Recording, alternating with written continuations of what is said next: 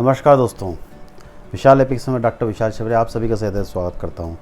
दोस्तों, आज मैं एक और किताब की अनबॉक्सिंग करने जा रहा हूं। किताब कौन सी है वो आपको खोलने के बाद ही मैं आपको बताऊंगा कि मैं कौन सी किताब मंगाई है। ये किताब मैंने फ्लिपकार्ट से मंगाई है।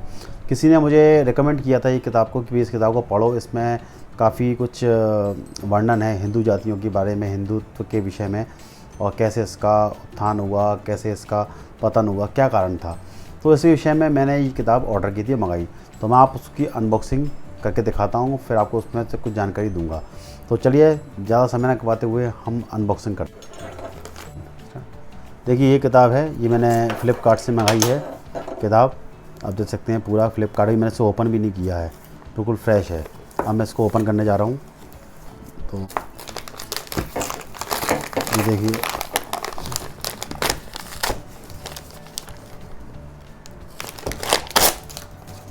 देखिए, ये है।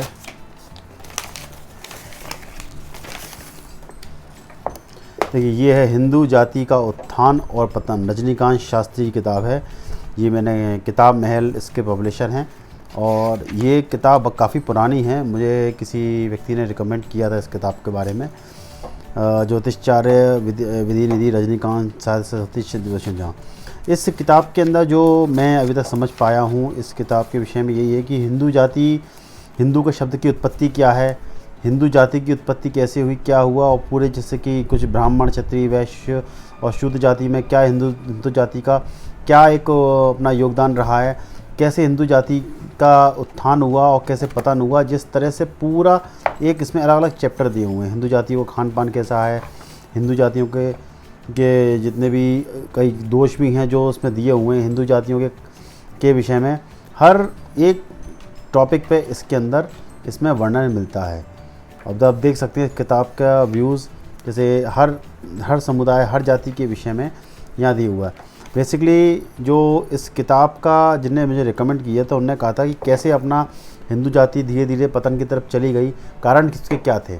हालांकि कारण इसके बहुत सारे हो सकते हैं, क्योंकि बहुत समय से हमारे देश पे आक्रमण होते रहे, काफ़ी मुग़लों के हुए, फिर उसके बाद अंग्रेज़ों ने यहाँ पे आके शासन किया।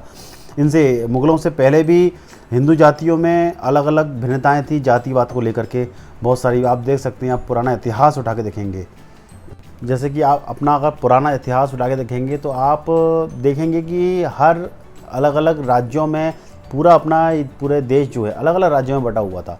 इस बात से कोई भी झुठला नहीं सकता कि हर जगह अपना पूरा भारत देश, भले ही भारत देश था लेकिन राज्यों में बटा हुआ था, उसका कोई पर्टिकुलर एक शासन नहीं था। एक बार मौर्य काल में आचार्य चाणक्य ने एक शासन बनाया था कि अखंड भारत होना चाहिए। उसके बाद अखंड भारत देखा जाए तो आज की डेट में अब जाके एक भारत बना हुआ है, लेकिन वो भी खंड खंड हो चुका है। अफ़गानिस्तान अलग हो गया, आपका नेपाल अलग हो गया, आपका पूरे एशिया में देखा जाए तो पूरे एशिया में कितने सारे विभाग हो चुके हैं। तो चाणक्य ने जिस अखंड भारत की कल्पना की थी, वो अखंड भारत जो था आज की डेट में भले ही ना हो, लेकिन फिर भी भारत की चर्चा आज हो रही है। आज सब राज्य हैं लेकिन इनका शासक एक है। तो यही बेसिक कारण रहा है हिंदू जाति का, कि हिंदू जाति में अलग अलग जातिवाद के कारण एक पतन की स्थिति में पहुंच गए। इसलिए आज हर व्यक्ति अपने आप को हिंदू ना कह करके अलग अलग जातिवाद में कहने लगा है। लेकिन हम हिंदू हैं और हिंदू होता है, इसमें कोई जातिवाद भेद नहीं होना चाहिए। हालांकि इस किताब के अंदर अब क्या लिखा हुआ है इसके विषय में पढ़ के अच्छे से आप लोगों को इसका रिव्यू जल्दी से जल्दी दूंगा। तब तक के लिए इस किताब को अगर मंगाना चाहता हो मंगा सकते हैं। और बिल्कुल ये किताब मेरे को लगभग 250 के समथिंग मेरे को इसका कॉस्ट पड़ी है, और मैं इसको पढ़ के जल्दी से इसका रिव्यू करता हूँ और आपको और भी चीज़ें इसके विषय में मैं बताता हूँ। तब तक के लिए दोस्तों मुझे आज्ञा दीजिए।